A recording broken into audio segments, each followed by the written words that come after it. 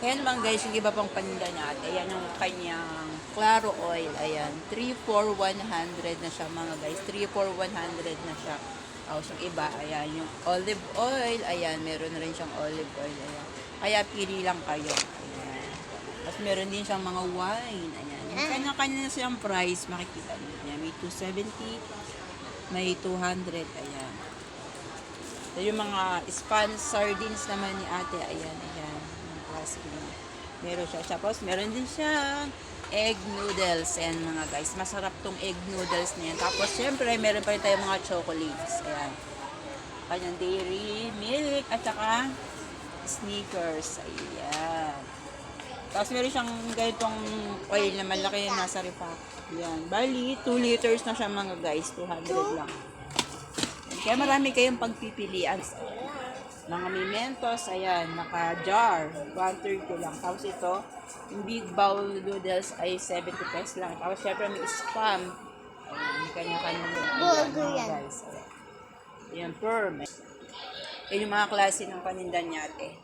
Ayan, sa mga hilig magkape yan, ayan, yes, kape decaf na po, 160.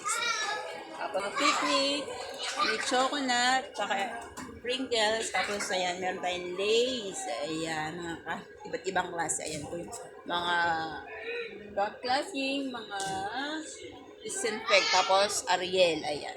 May Lysol po tayo Glade pala yun, Glade. Yan yung iba't ibang klase ng kanyang mga paninda ni ate sa store.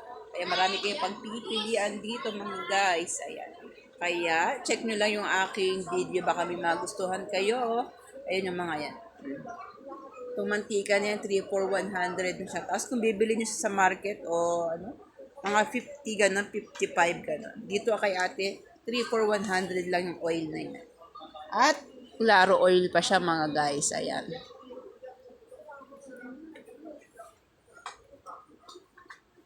May ganito rin siya rito mga guys. 3 for 100 ito. Ayan. Coca Premium. Nakabaliktad kasi cappuccino. Ayan mga guys. Yun yung dito kay ate. Ayan.